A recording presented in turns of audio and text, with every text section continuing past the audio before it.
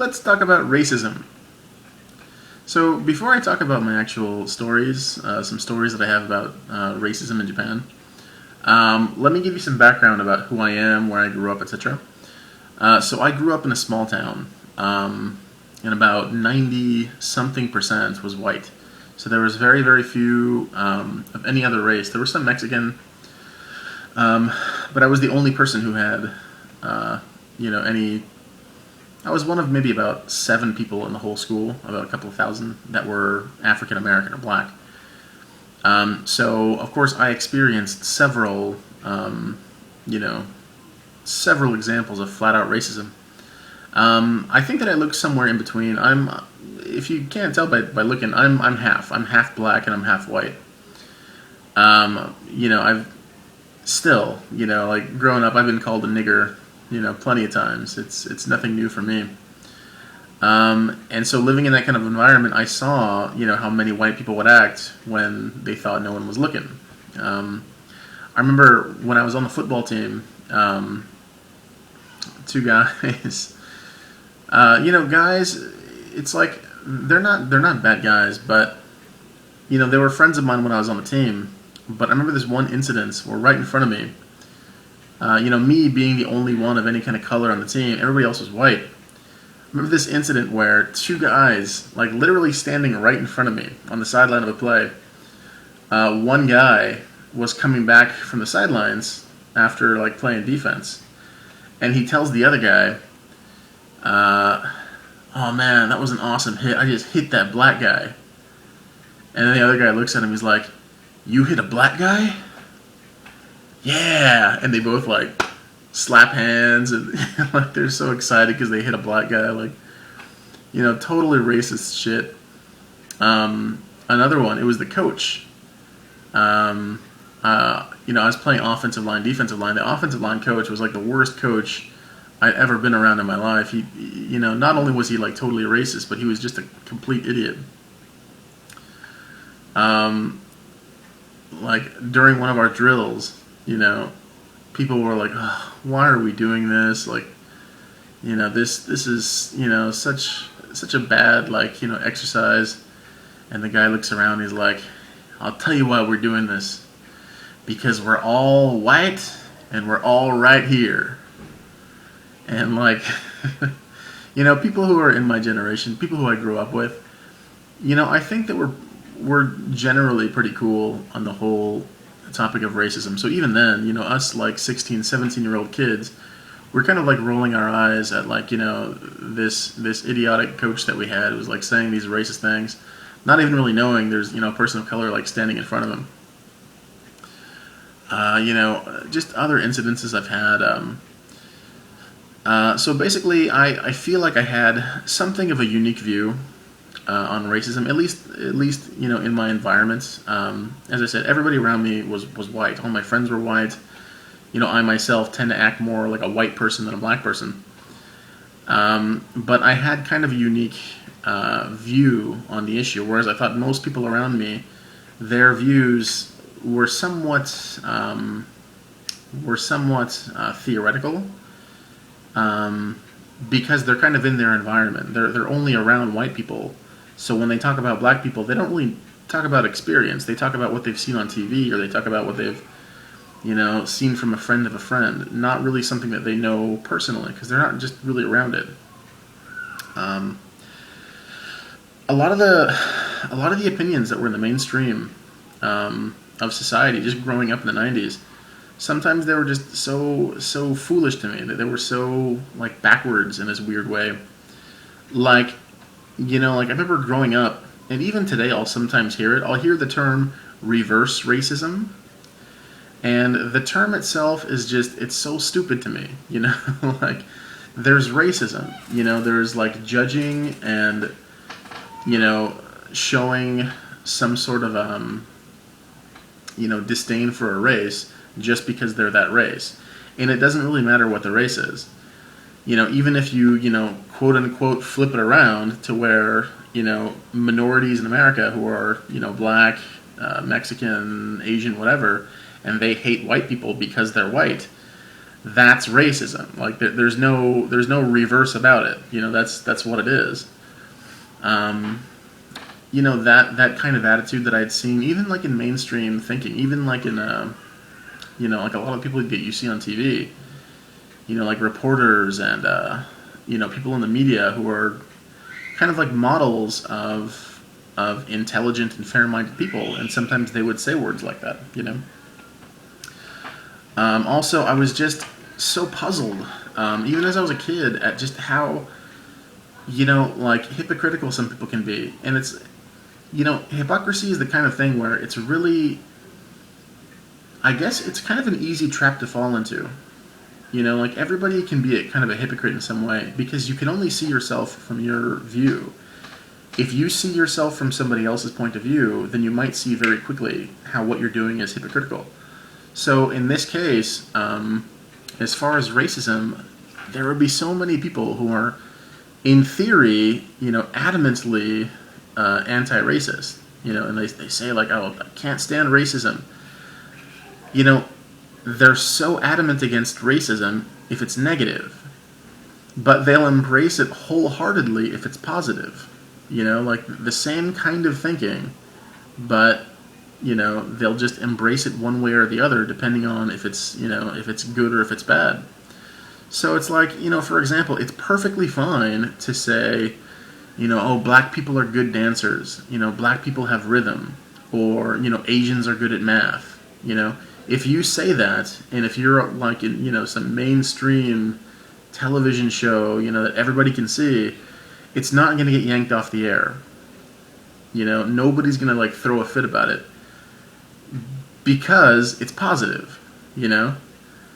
But it's the same kind of thinking that leads you to oh well, black people are good dancers or whatever, but on the bad side, black people are like whatever bad thing you want to say, lazy, or can't get a good job, or not intelligent. It's the same kind of thinking. It's categorical thinking about the type of person. But if it's positive, it's accepted, and if it's negative, it's just kind of swept under the rug. It's like politicians you see do this all the time. Whenever a politician is talking about a foreign country, they're always kind of like kissing ass and saying, oh, the people of blah blah blah they're hardworking and they're great and they're blah blah blah. It's just this weird kind of like cognitive dissonance. It's like sweeping something under the rug and just expecting it's going to go away. When you're not really addressing the issue.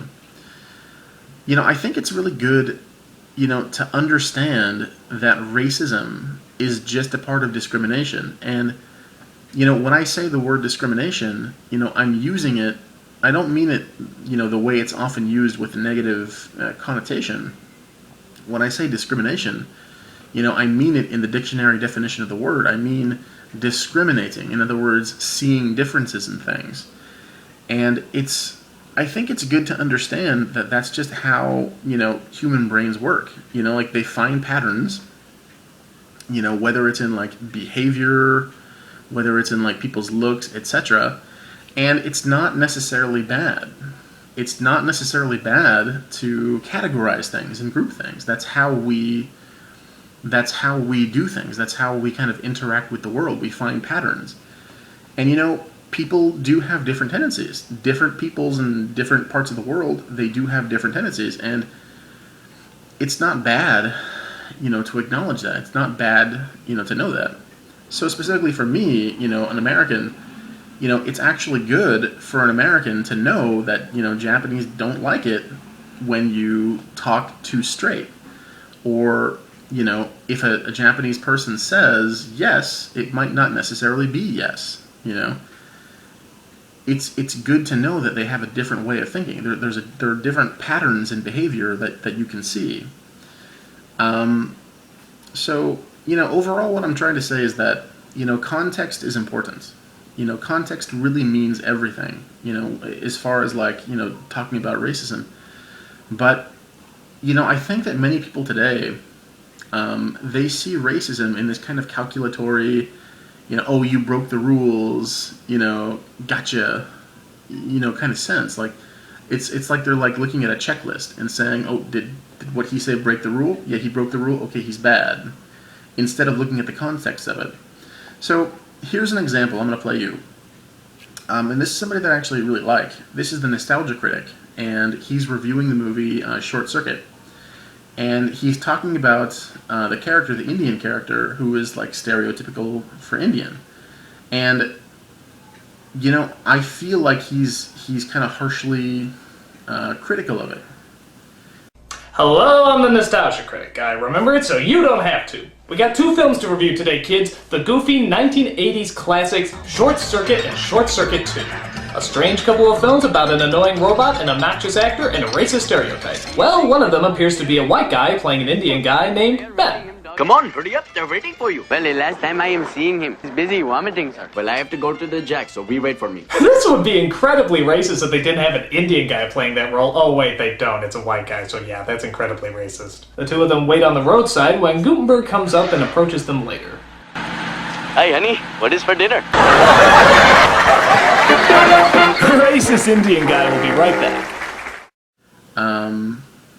I feel like, you know, there's this certain kind of attitude that he takes and that others take that's just kind of like, you know, rolling along, like spotting, oh, you're a racist, and keep on rolling along and not even stopping to think about the context of it.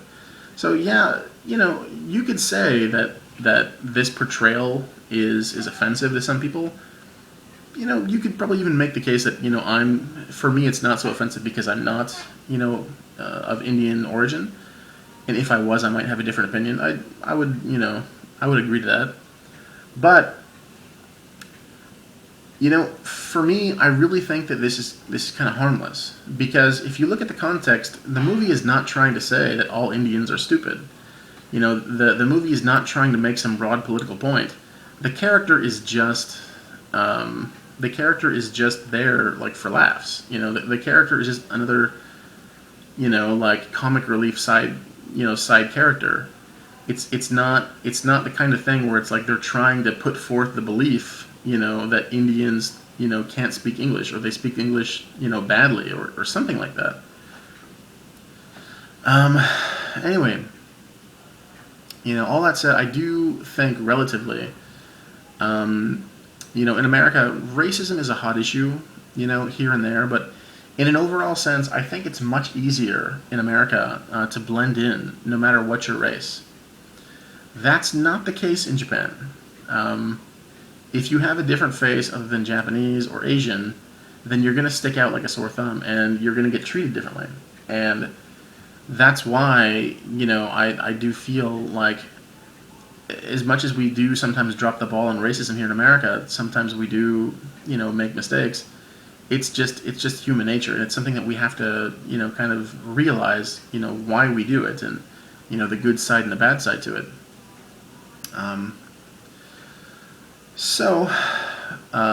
You know, before I tell the story that I'm going to tell, I'm going to give a quick talk on racism in Japan in general.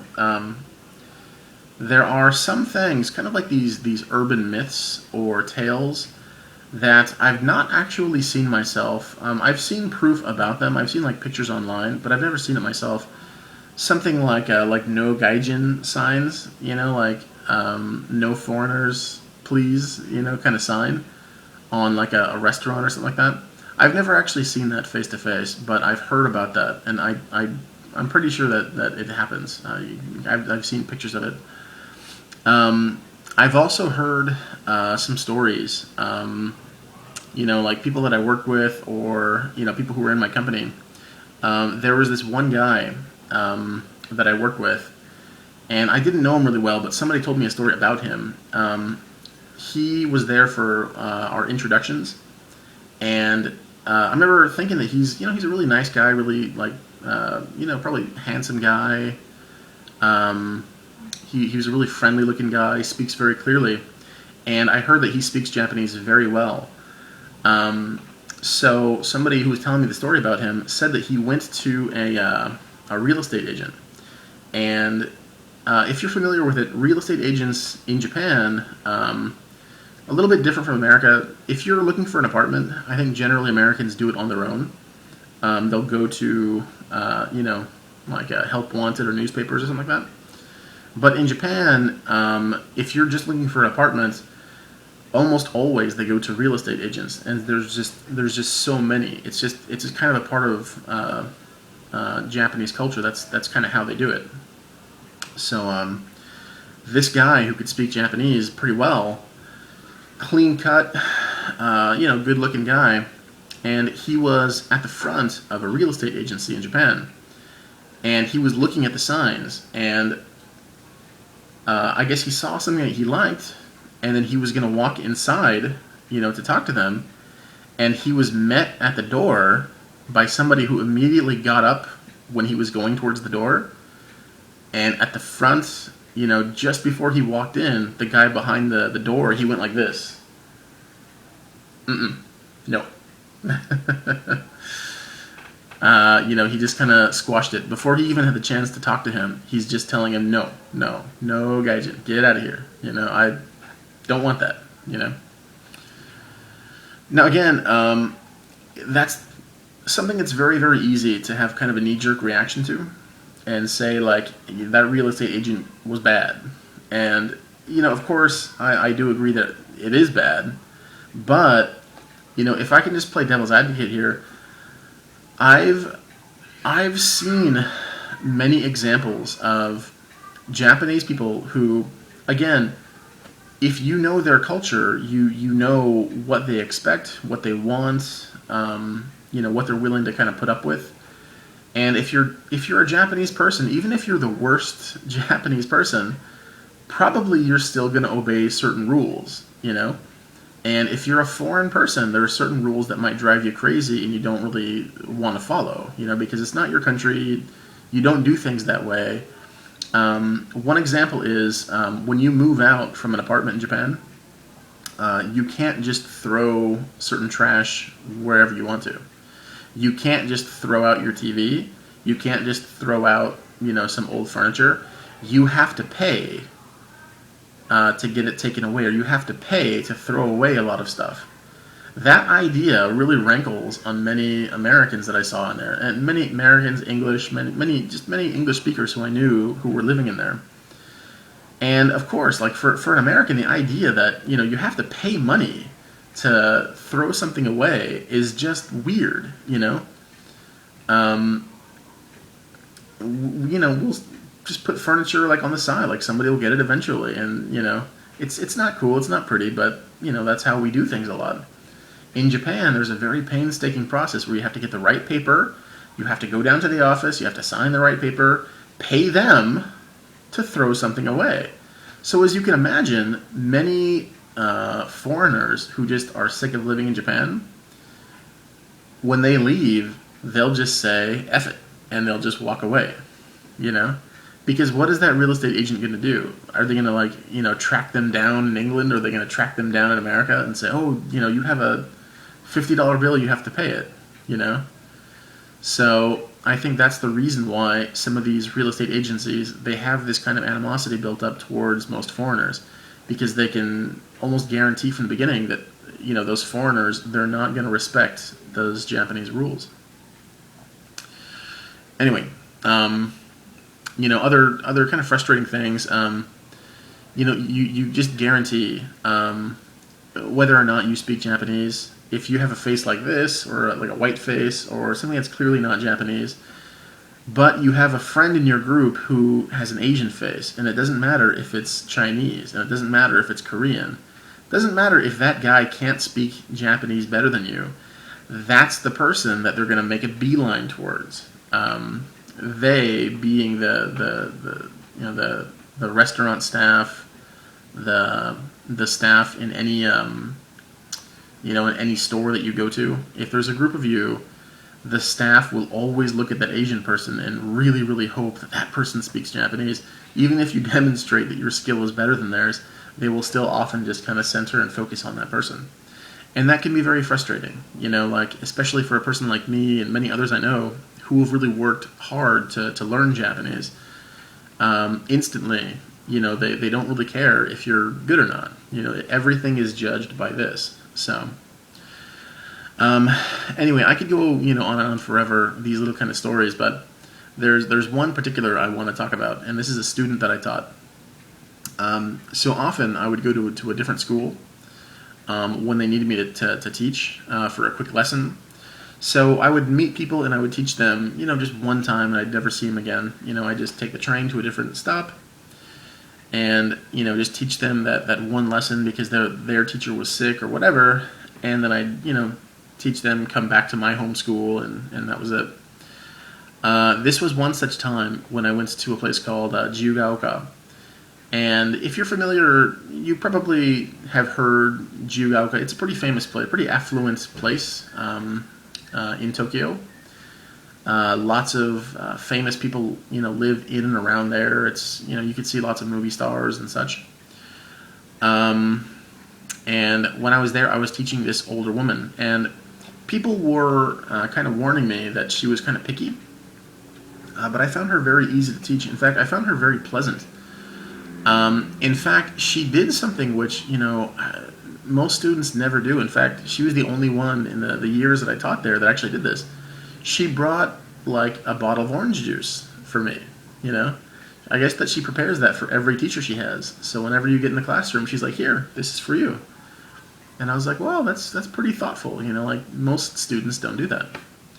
So anyway, as I said, she was a bit older, maybe like 50s or so. And one typical question you'll ask is, why are you studying English? And, it turns out her daughter studies like in this American university. And she wanted to go to America to visit, so she wanted to, be able to talk to people, to, order in a restaurant, to get directions, all those kind of simple things. And also, if her daughter chose to live in America, then, maybe she would like to visit, maybe she would even like to live in America in the future. So anyway, I can't remember quite all the details perfectly, but she was telling me the story about how her daughter had kind of a choice of universities. And I think one was in Nebraska, and I think the other one was in California.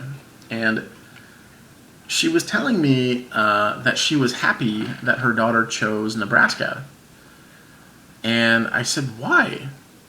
And she said, because there aren't any black people in Nebraska. And it was funny, like, she said that in such a matter-of-fact kind of way. Like, at first she didn't really see how that was bad. And then, instantly, I don't even know, like, the best word to say. If it was cute, if it was sad, it was funny, but it was so striking how, like, immediately she just started to backpedal on it, in the most kind of cute way.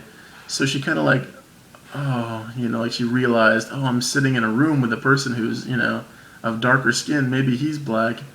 And then she says, she kind of has this hangdog look.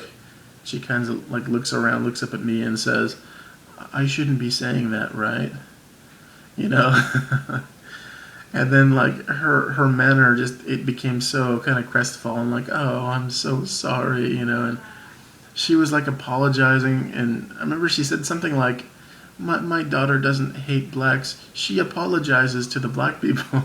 Like, like, I knew that she was just BSing at that point. It's like, her daughter didn't apologize to black people, like, for something that you just said. But I'll say this. Again, I could have acted instantly with this kind of like righteous indignation and, gotten all steamed about her, saying something like that. That's just, clearly, outside the lines of, PC behavior. But the thing is, I didn't see a racist. I don't, even to this day, I don't think of her as the racist woman. She's actually a very nice woman. As I said, she was actually a very thoughtful person.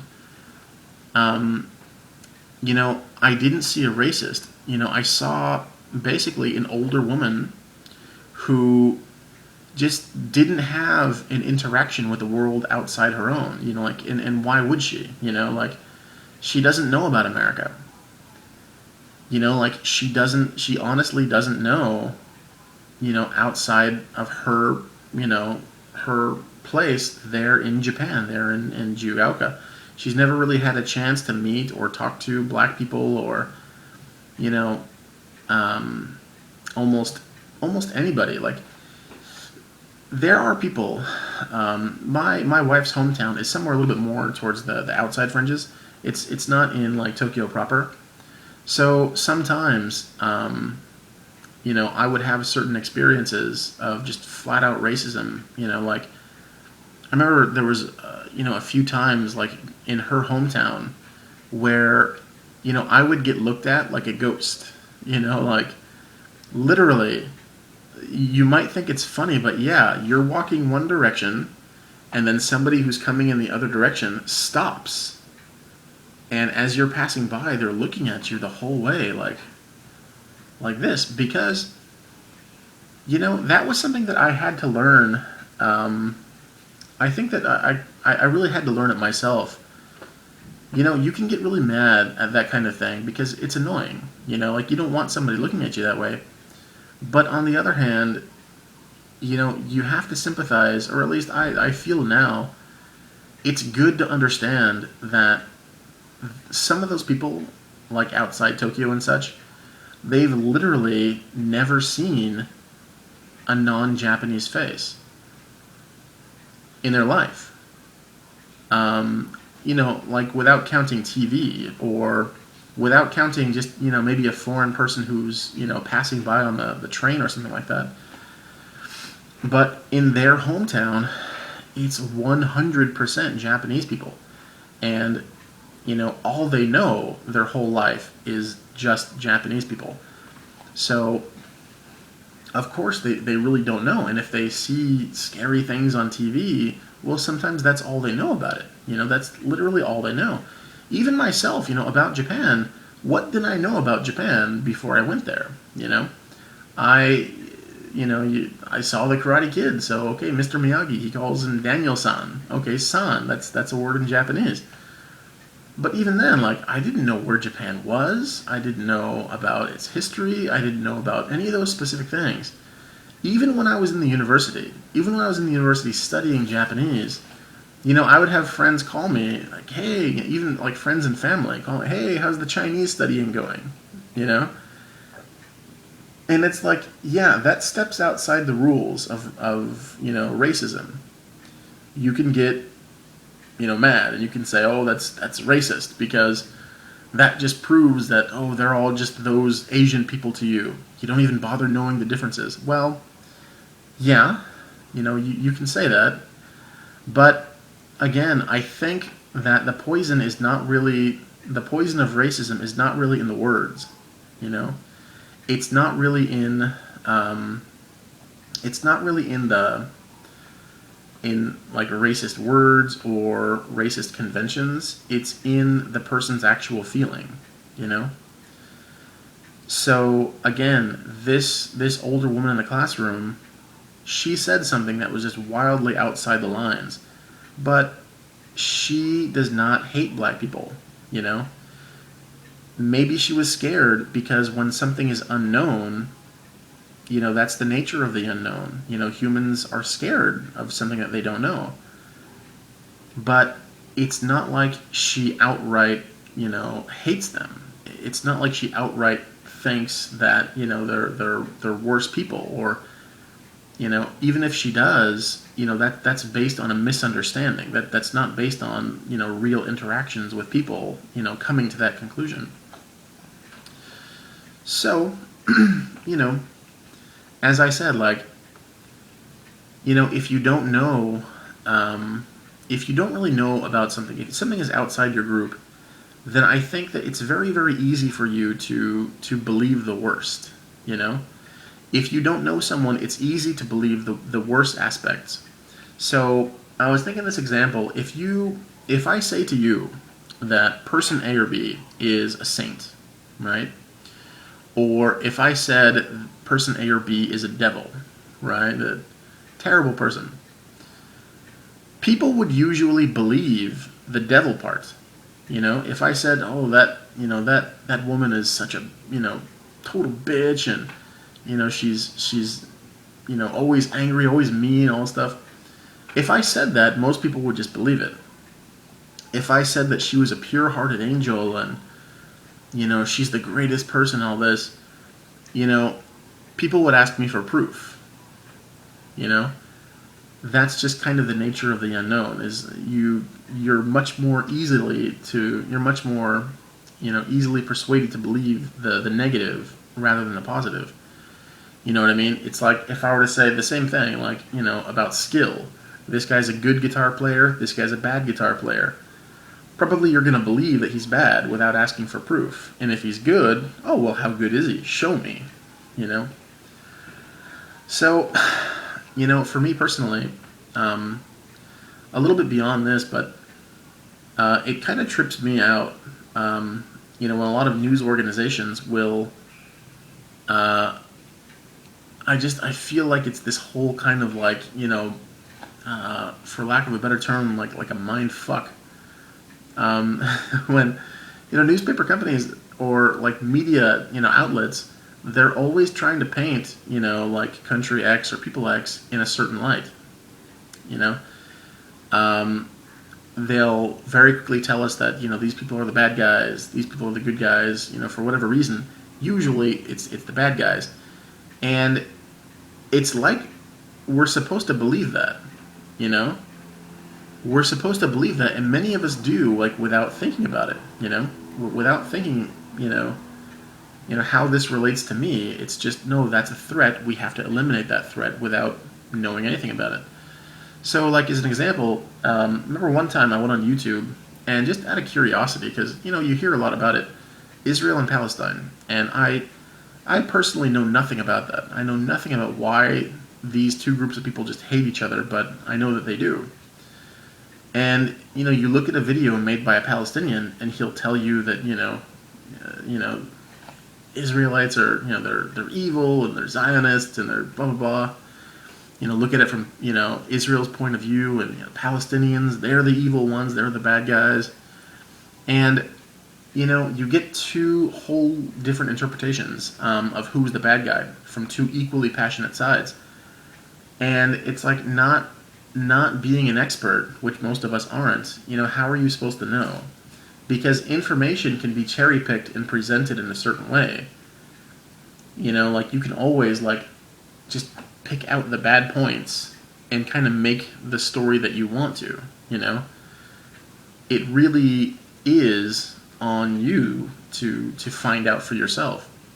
And so I guess that's kind of like what I want to say with this whole thing is, pardon the pun, but racism is not a black and white game. It's not like a checklist of good and bad things that you can just quickly spot. So this woman, who clearly broke the rules of being PC and being racist, I instantly forgave her, and it wasn't even a thing. Like, I didn't even have to try, because I knew instantly, she's not a racist, or even if she said something racist, she's not evil, As I said before, like, the poison is not in the words themselves, So many people, of course, don't like the word nigger, and historically there's a very good reason why. It was used, in a very bad way, like for many, many years. But as I said, the poison is not in the word. Many people I know who use the word today, many black people I know who use it, it's downright affectionate. When somebody says, "That's my nigga right there," like the reason that we don't like that word, and I think something that we kind of forget very easily, the reason that we don't like that word is because of the poisonous feeling behind it,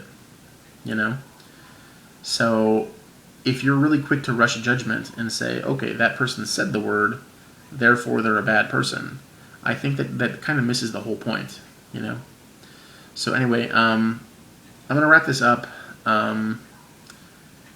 overall, the racism that I've seen in Japan, while there are some instances that were flat out, just racist, for the most part, I do think that Japanese do have this curiosity. I think there are reasons, and I talked about this before, there are reasons why Japanese in general are pretty sensitive to things. But for the most part, a lot of the Japanese that I've met, they've been pretty open. And if you do experience, racism in Japan, I'm not going to deny that it's there. I just think that there's a different side to the story.